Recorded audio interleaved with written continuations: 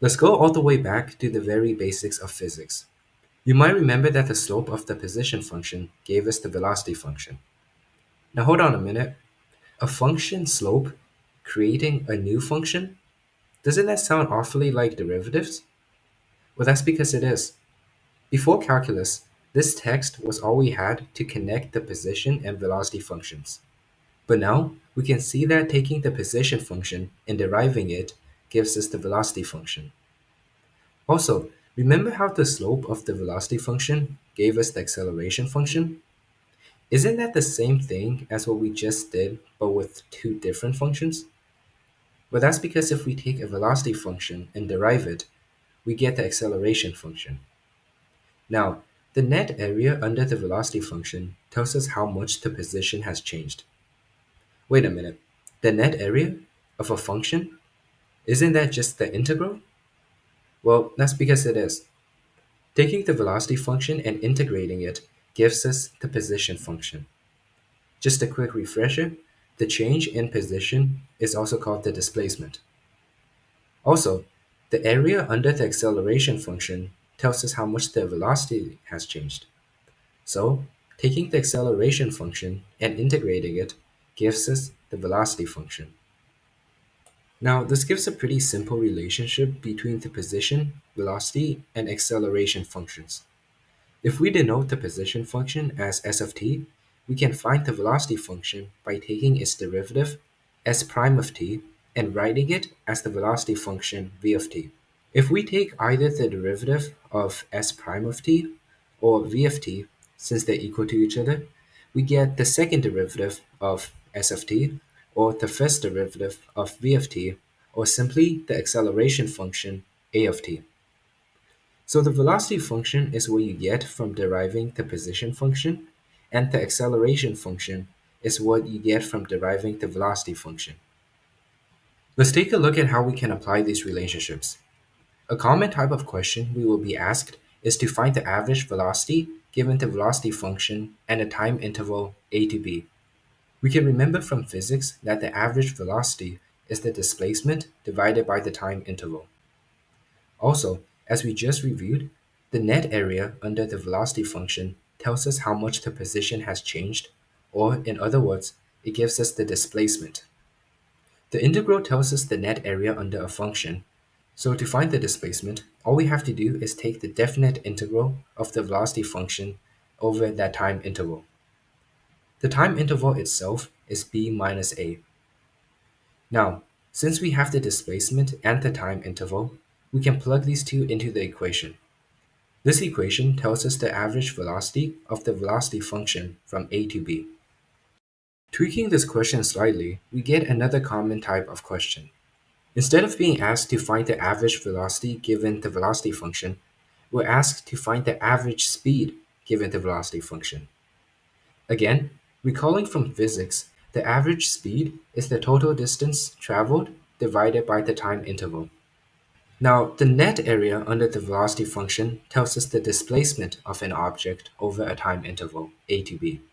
The total area, however, is what's required to find the distance traveled by that object. Since the distance is the total area under the velocity graph, and the integral gives us the net area under the velocity graph, the distance is the integral of the absolute value of the velocity function. The reason we add an absolute value is because we want the total area when dealing with distance and speed, and so any negative areas we get from the velocity function needs to be added to the overall sum instead of subtracting from it. Again, the time interval is b minus a, and since we have all we need, the speed is the definite integral of the absolute value of the velocity function from a to b divided by b minus a. So it's pretty similar, almost the same, to finding the average velocity, but we use the absolute value of the velocity function instead of the velocity function itself to find the average speed. Finding the average acceleration given the acceleration function is the exact same process. The average acceleration is the change in velocity divided by the time interval, and the change in velocity is the definite integral of the acceleration function over that time interval. Let's do a practice example. Given the velocity function v of t equals t squared minus 4t plus 3, we have to find the average speed over the interval 0 to 4 seconds. Let's factor this equation and graph it to see what we're dealing with. We're considering this function from 0 to 4 seconds, and we can see that it has roots at 1 and 3. What we're trying to do is find these areas. You'll notice that the area under the velocity function on the interval 1 to 3 is negative. Integrating the normal velocity function will deduct this area from the overall area, which is not something we want. So to fix this, we take the absolute value of it, and instead of it deducting from the overall area, it will add on to it. Okay, so that graph was just to visually show you what will happen. In an actual question, you won't have time to sketch the graph, so let's use a number line instead. What we want to do the majority of the time when dealing with the absolute value of something is to find values which make the absolute value 0. In this case, it will be the roots of the function which we already found to be 1 and 3. The key points will be the boundaries of the interval we're interested in, which is 0 and 4 seconds, as well as the points where the velocity is 0, so at 1 and 3 seconds.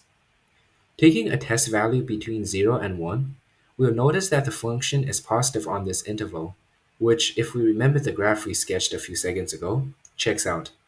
And that means we can take the definite integral of the normal velocity function on this interval. Taking any test value between 3 and 4 yields the same result. It's positive, and once again, we can take the definite integral of the normal velocity function on this interval. Taking any test value between 1 and 3, however, yields a negative result, which means now the absolute value operator applies, which means that we have to take the definite integral of the negative of the velocity function, since multiplying a negative number by a negative gives us a positive. So in this first interval, we take the definite integral of the velocity function from 0 to 1 seconds. Then we add the second interval by taking the definite integral of the negative of the velocity function from 1 to 3 seconds. Finally, we add the third interval by taking the definite integral of the normal velocity function from 3 to 4 seconds. We can simplify this by subtracting the second interval by bringing out the negative 1. Solving this integral, we get a final value of 12 divided by 3, which gives us the distance. Remember, however, the average speed is the distance divided by the time interval, which we can easily calculate to be 4, and so the average speed is 12 divided by 3 divided by 4, which is equal to 1. To end off this lesson, let's go over some objects speeding up and slowing down.